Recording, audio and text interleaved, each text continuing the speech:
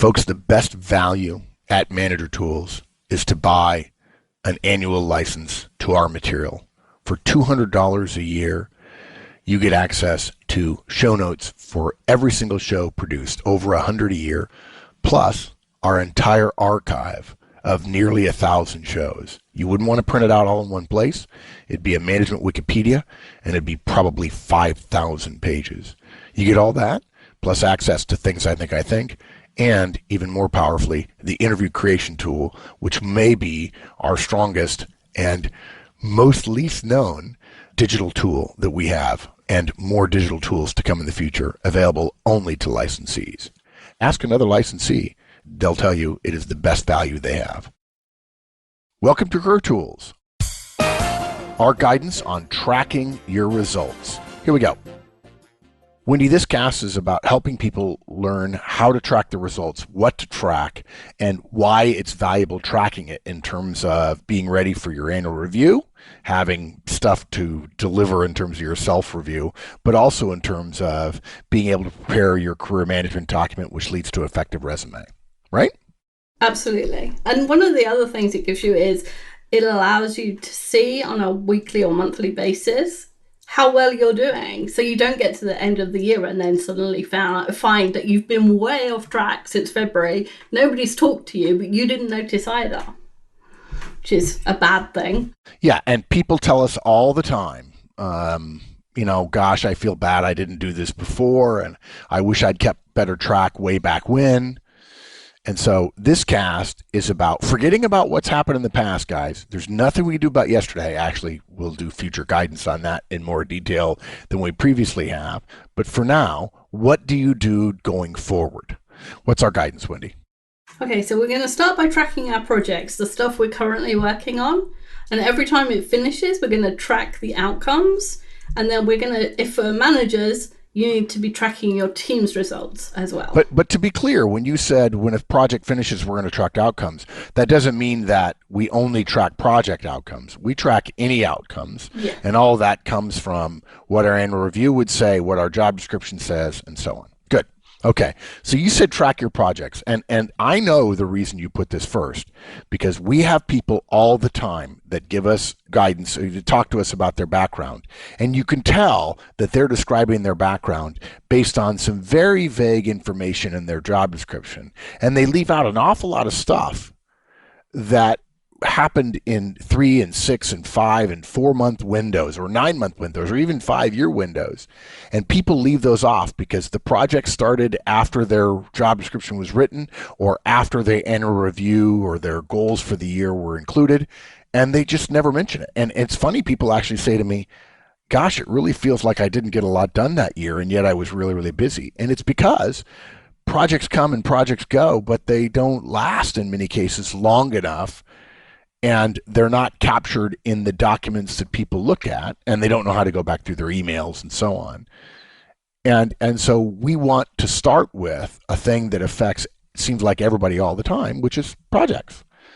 There's energy expelled in the pursuit of project success, but they seem not to get captured. And I think a lot of times it's people don't have data or don't know where to look. And also because, well, isn't that what people do kind of all the time, and that's not important? No, if you're working on it, it's important. Yeah. And not knowing how to measure it as well. Like, what is the measure of success? People can struggle with that too sometimes. Cool. All right. So what's our guidance on tracking projects? So David Allen teaches us in Getting Things Done that any outcome that requires more than 2 actions is a project. Well, I don't think we need to go quite that far, but we do need to go a lot further down than most people do when they're describing a project. So even things like preparing an annual meeting, or documenting a process that already exists, or creating a new process, or creating standard letters, all of those things are projects. And yet there are things that maybe only take 2 or 3 days, or that, like the annual meeting, is once it's done, you forget about it. And yet, as you said, you've expended energy on it. Yeah. The outcome has happened, but you're not getting any credit for it because you don't remember it, because it seemed trivial, I don't know, at the time. So on a tracking document of some kind, whatever you prefer to use, it doesn't really matter. Track the title, the description. So you give a project a title, but also describe it, because one of the things you're going to have to do when you go to interviews is tell people about the project. And it's much easier if you have something written already that will remind you of all the little pieces of it, and also it'll help with your fluency when you describe the project because you've already described it once. And then you need to look at the outcome. And the most important outcomes of projects are on time, on budget, and in scope. Every project, whether it's the annual meeting or describing a process, they still have a deadline, a budget, even if the budget's zero. Like, your manager doesn't give you any extra time or money to do these things, but it's there. And in scope, meaning you did everything that the original plan called for. Yeah, even though if that's describe a process, there's still a required outcome. And everybody ends up doing projects, even people who have really defined roles. So, for example, an insurance processor might have, a stack of, I always imagine them with paper, stack of paper on the left-hand side, and they're checking these insurance claims, and they pass them over to the right-hand side, and then they go off somewhere else. That person might think of their role as kind of limited. I just process these documents. But when a manager says, hey, we've had a process change, can you update the book of processes? That's right. Still a project.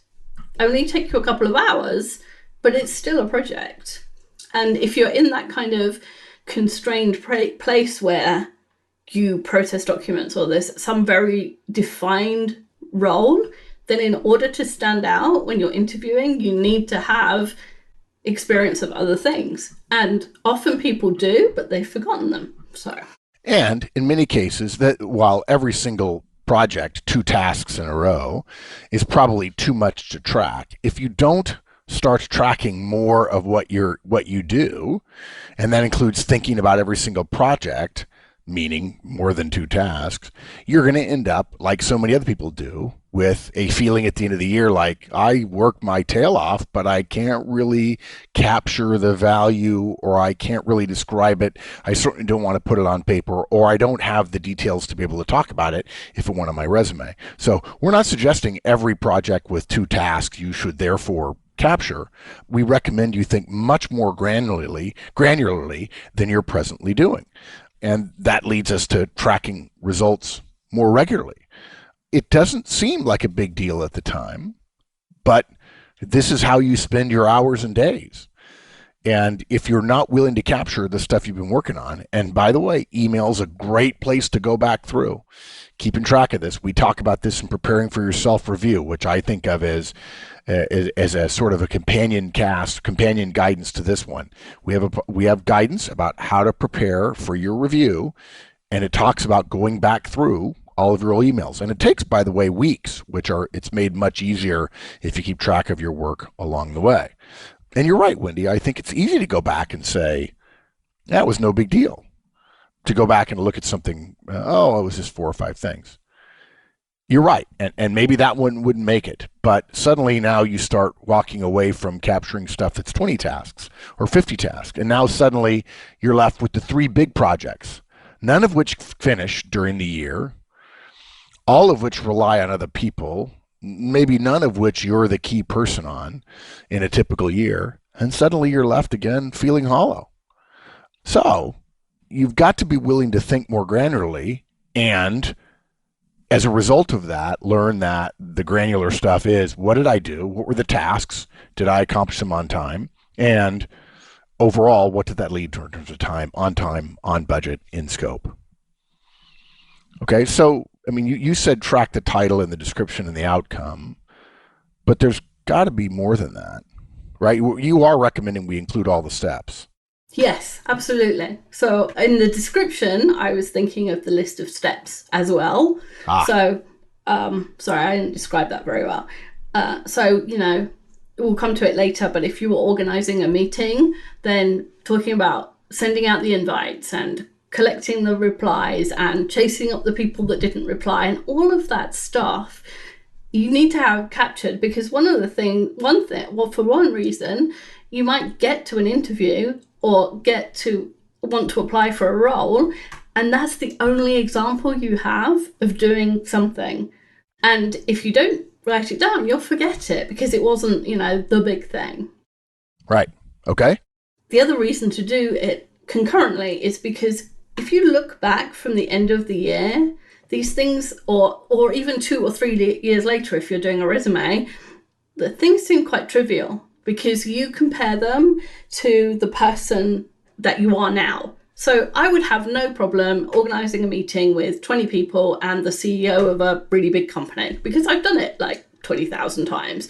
Right. But the first time I did it, it was a big deal. I had notes and, post-it notes and things about people and double-checked catering 57 times because it was a big deal right back then. And if I looked at on my resume, 3 years later, I go, well, maybe it wasn't such a big deal. But in that job, in the job I was with the person I was then, that was one of my big things. And so I would want to keep it on my resume. I would argue even before that, if you don't have it on your career management document, it never makes it to your resume. Oh, and by the way, folks, if you don't know what the career management document is, we recommend you go listen to our guidance, or if you're a licensee, go read our guidance about career management documents, because a resume is by definition a tailored version of your background that is different for different companies you may talk to.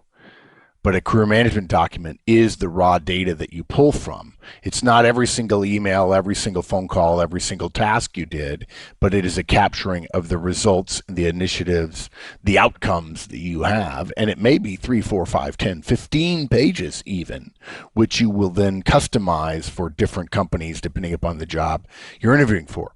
And what we're doing here is suggesting that in order to be thinking like a manager or an executive or a full-fledged member of an organization that thinks about the outcomes that the organization delivers to society, you've got to track it because, again, we're so far down in the weeds day to day, we forget to look up and think, well, how do I fit in? What's the big picture? And if you don't have that thinking, you won't have the raw data to fill up your career management document, which leads to a lean resume, which leads to weakness when you talk to your boss about why she should let you go to another area because you don't have data to support the value you would bring to that other area. So all this stuff fits in, and too many people aren't doing it. And if you don't hear anybody else talking to you about this, it's in part because it's hard to do. It's not hard. It's not complex. It's just boring and important and sort of tedious. On the other hand, another reason people aren't telling you to do this anywhere else is because 25 years ago, organizations did this for you. And many people talk about the world is a better place now that organizations aren't managing people's careers. That's true if you have taken responsibility for managing your own career, which too many people have not. Yes. Okay, good. All right, enough side. I'm really good at tangents on career tools. So let's talk about tracking your outcomes next. Okay. So projects are generally, we talked about this just now, generally measured on deadline, budget, and scope. But there's other things that you're measured on too. So you might have a quota or a number that you have to hit. And you might have customer service. You're judged on the customer service. If your manager doesn't get any complaints about you, then your customer service is deemed to be fine. And I always find this helpful if I turn it round. So I think, what would I have to do to be fired? Well, I have responsibility for writing 3 things a week: the newsletter, a Career Tools cast, and Mad Sad Glad. And if I didn't do them, if I didn't do those 3 things, and one of them wasn't available when it should have been, I'd be fired. Yeah, you'd get some feedback, and but if you continued to not do it, yes. Yeah. At some point, yeah. And yet that's not the entirety of my job. I write much more than that in a week. Right. But if I think of it backwards and think, okay, then I have to hit at least these 3. And everything above that is, gravy and performance in one way. So if you think about it backwards, that's often a good way to see what the implied minimum required right. is. So other outcomes might be money saved, money made, time saved, customers served, customer service ranking, number of complaints, quantity of something completed, number of mistakes, available time, all those things. When you say quantity, I think quality as well. Oh, yes. That's important too. I also think documents are a huge part of outcomes. I think reports, I think presentations. Now, this is more on the manager side of thing, but I think it's still relates to things. We often tell people that when it comes to behaviors, and we're getting a little theoretical here, guys, or underlying principles, but behaviors are the ultimate engine of all organizational success. And I'm gonna upset some people, but ideas are not, because ideas don't necessarily lead to anything. Only when they are behaved around do they create value. But individual behaviors lead to aggregated behaviors, which lead to departmental results, which ultimately end up creating organizational results. And organizational results are measured in terms of however your organization serves society. For the majority of you listening in a corporate or in a organization where money changes hands, it would be in the form of profit, revenue and profit. Profit is neither good nor bad. It is simply a measure of output and the value society puts on the aggregation of all the behaviors of the people internal in the organization. So when we teach behaviors, which is what managers are responsible for, delivering results, which are individual behaviors aggregated, we teach that there are 5 behaviors: the words you say, how you say them, your facial expressions, your body language, and lastly, your work product. And work product is the quantity of your work, the quality of your work, the timeliness of your work, the accuracy of your work, and the documentation associated with your work. So reports, for instance, would include quantity, and there would be quality related to that. There'd also be documentation, obviously. Accuracy would matter related to those things. And I think that just makes it easy. And when you start thinking that, in fact, for a long time on my desk, I had QQATD. I also had a little S behind it because some people put safety in there as well, even though that generally didn't affect my job for the most of my career after I left the Army. But QQATD, parentheses S, was a helpful way for me to think about what am I doing and how is this going to be measured in terms of those criteria. By the way, there are different ways of measuring work product. Those are the ways that Manager Tools talks about it, Career Tools talks about it. That makes it super easy for me. You mentioned 3 things, which is a quantity, but the quality associated with them. If you wrote 3 things every week, if you wrote a podcast and they were wrote rubbish, a newsletter, and they were rubbish, that would probably also lead to some negative feedback over time. I hadn't thought of that. Yeah. And look, guys, it sounds overly simplified, but being on time, meeting your deadlines, is not something that I would necessarily crow about, but it's not something I would immediately say, don't pay attention to it. Because the more you start paying attention to the standards that are applied to your work, the easier it is to see what the outcomes are of your work to be able to allow you to track it on a regular basis. And if you hit your deadline for 500 things over the year, even if they were only 2 or 3 day deadlines, because it was fairly easy, and right, you hit 100% of them over a year, that is an accomplishment. They all add up. I absolutely want to see that. Yeah, that's good. And yet you could easily forget about it, and you certainly would forget about it if you were doing this at the end of the year. Oh, for sure you would. Good. Okay, and then the last thing we have as guidance, and we could be more into detail, but if we did, it would take 6 or 7 hours to get this all done. But we also want to talk about managers, at least briefly, in terms of tracking a manager's team's results. Yeah. So everything takes collaboration. There are very few jobs where you can sit in a box and it's your work and you do it from start to finish and everything is contained within your box. Most people have to, even if you're writing code, you have to have it QA'd. So you've got to talk to the QA team. You've got to write code that fits the requirements. So you've got to talk to the people who are creating the requirements. Everybody's sort of a piece in the flow of the work through the company. And it's been kind of fashionable not to say I did something, but to say we did Yes. it, which is true. You did do it together. But when you're writing your resume or when you're thinking about your things for the annual review, it's you. It's only you we're talking about. Because if you say we, the manager or the person hiring you or the person you're talking to will assume that you took a small role and that you can't describe what it was that you did and your contribution. It's got to be about your piece. And a lot of people think because it's fashionable to talk about teams, even though teams don't accomplish things, we give credit to teams, but that doesn't mean the team did it. Individuals on the team did it. It's been fashionable to say things on resumes like collaborated upon. Mm-hmm. This is an inherent weakness of those resumes.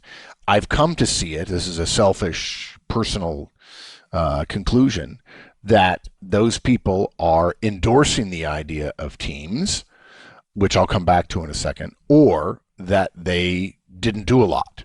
You may be a team player and think, I really want to honor the team, but teams don't get hired.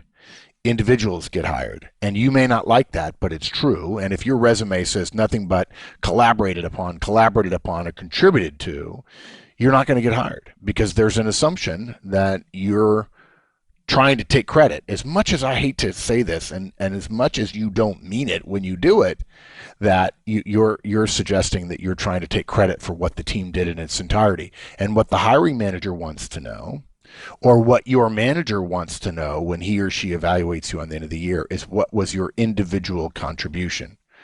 And to say I contributed to what the team did X is essentially eliding what the whole point of the resume, the career management document, or the end of year review is, which is what did you do? What was your contribution? Mm-hmm. And this is where getting down into details, getting into the nitty gritty, into the granularity is better. So here's an example. If we're talking about setting up the quarterly meeting, and if one person was in part of it, they might be tempted to write contributed to the organization of the quarterly meeting. But what that person actually did was find a date and a location to recommend to her boss, find caterers and make a recommendation to her boss, work with a colleague to come up with a list of attendees, send the invitation and the reminders, got suggestions on the agenda and reviewed those with her boss, sent out the agenda, set up the room on the day with a colleague, made extra copies of documentation in case anyone didn't have them, stayed on hand with another colleague to cover the problems on the day, and reviewed the bills before giving them to her boss to review for finance to pay. And when you think about it like that, you don't have any doubt that it was that person's project. She just brought in other people when she needed them. And you could say, we did it. I needed other people's help. Yes, you did. But that project was all yours because you were the one who was driving everything to be done on time and on budget and so on. Yep. And this is a case, again, folks, where many of you recoil a little bit at the level of detail there. But again, without the level of detail, again, a great place to find some of that detail is in your emails and hopefully in your task tracking software or hardware, pen and paper, whatever it is you use. Keep it over the course of a year so you can refer to it on a regular basis. The more granularity you have day to day, week to week, month to month, the easier it is to describe what you've done year to year or in those career transitions when things really matter.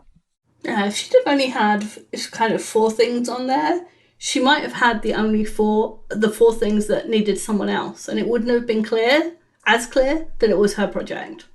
And yeah, having 10 or however many there are makes a difference.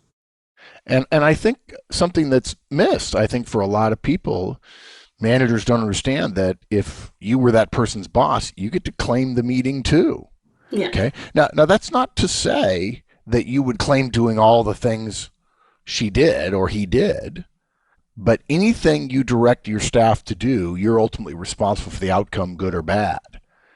So you could aggregate and what's the word I'm looking for in terms of describing something? Abstract it. Abstract out a little bit what this person did. And it's not that you're taking credit for her work or his work. You're not.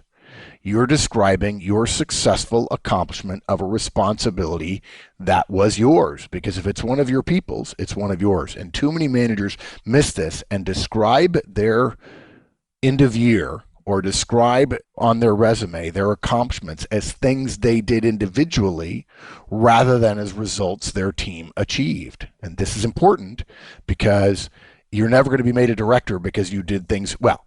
I take that back. I shouldn't say never. It's unlikely that through the course of your career, your individual accomplishments are going to be what gets you to the next level.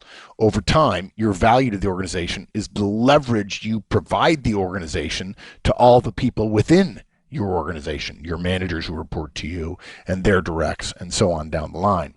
So you've got to be willing to know what it is your people do and abstract that up a level so you can describe that as an accomplishment for the organization. And that's the definition of managing, right? It's not you doing things, it's other people doing things, and right. You are coordinating it and making sure it's important and making sure it's done if it needs to be done. Well, within the context of when you say that, that's right. You're absolutely right, Wendy. The problem is many of our listeners think of management. I say, well, Mark, I can't do the things you want me to do. I can't do one-on-ones. I can't do feedback because I don't have any time because I'm a working manager. And we say, actually, that statement implies that suddenly you're this new person and everybody else only managers, but you actually have work to get done. That's ludicrous. Of course, you're a working manager.